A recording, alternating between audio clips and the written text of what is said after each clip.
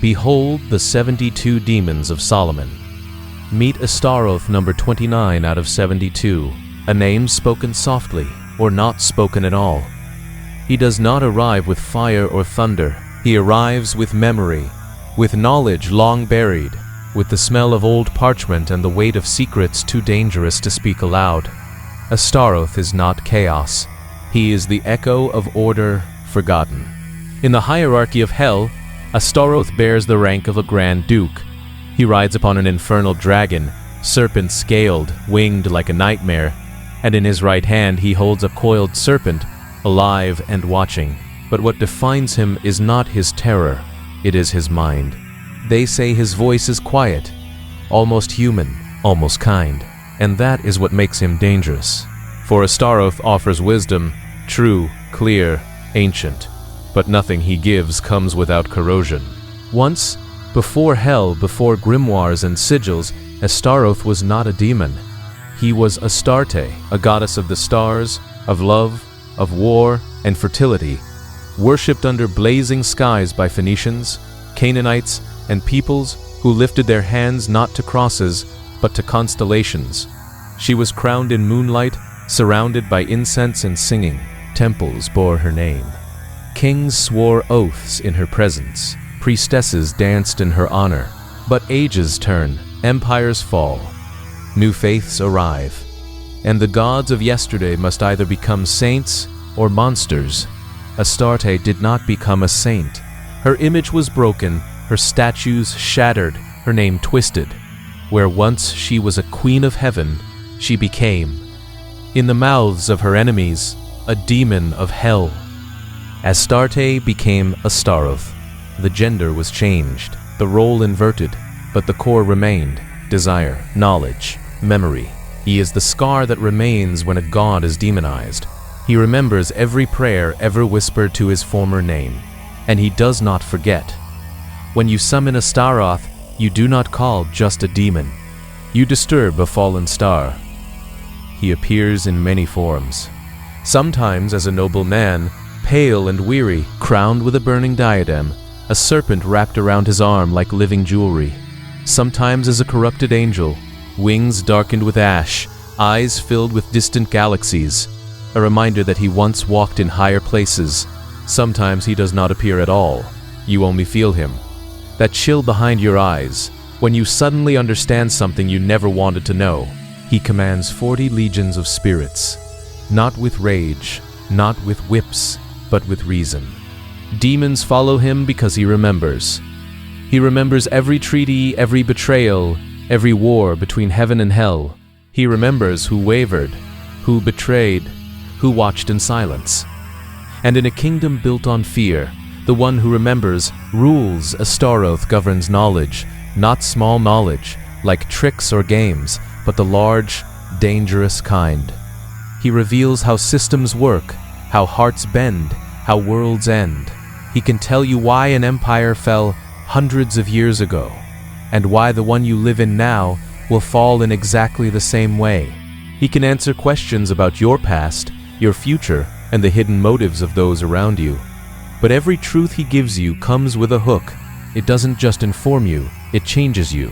Some who seek him are scholars, obsessed historians, occultists, philosophers who cannot live without answers.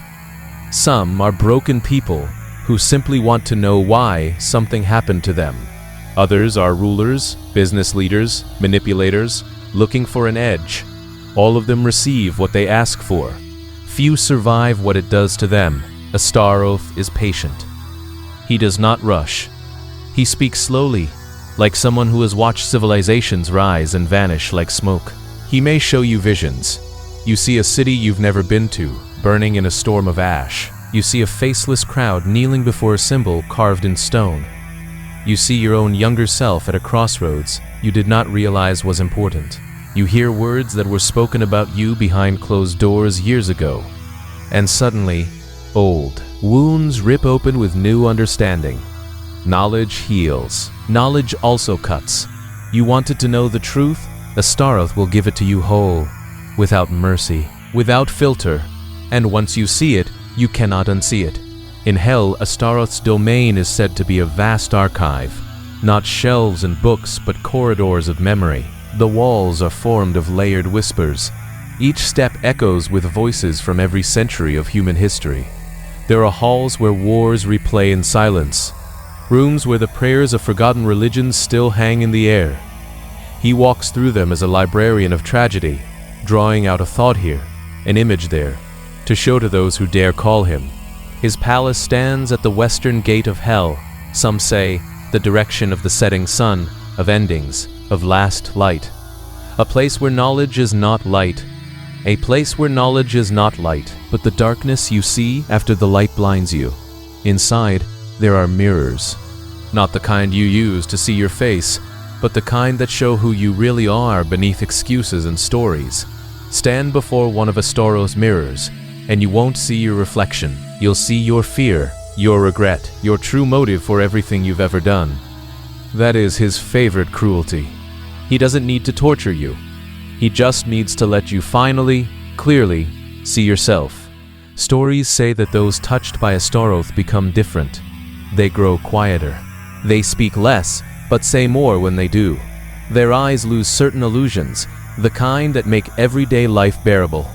They may gain incredible insight, the ability to predict outcomes, to read people, to understand structures of power.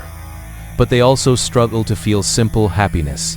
They see the machinery behind every gesture, the ego behind every kindness, the fear behind every act of love.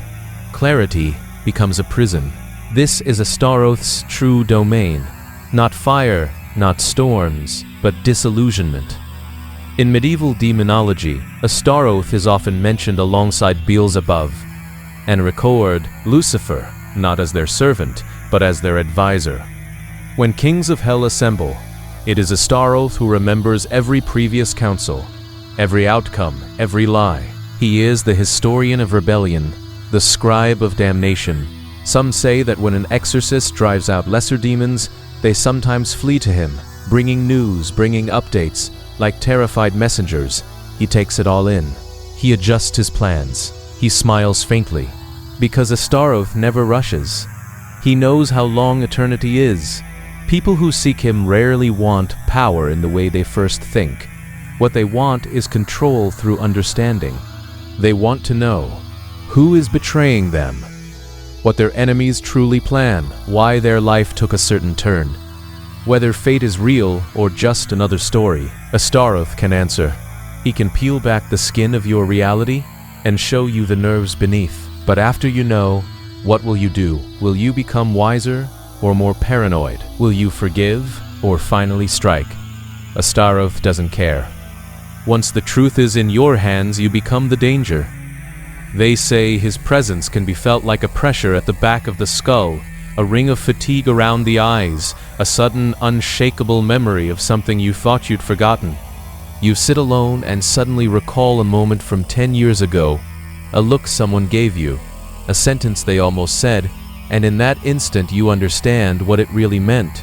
You think it's just your brain. Maybe it is. And maybe it isn't.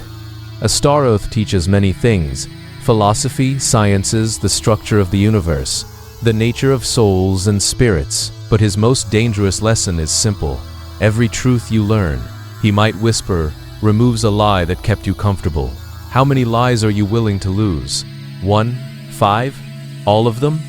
At the end of the path he offers, there may be wisdom, there may be power, there may be clarity so bright it burns your old self away. Or there may be only this, a voice in the dark saying, "You asked for this." Astaroth does not need to threaten you. He does not need to torment you. He simply opens doors in your mind. Some lead to healing, some to obsession, some to the realization that the monsters you feared outside were always inside. So when you speak his name, softly, carefully, alone or in ritual, remember, you are not just calling a demon. You are calling back every unanswered question, every buried memory, every truth you dodged. And once he answers, you will never be able to lie to yourself the same way again.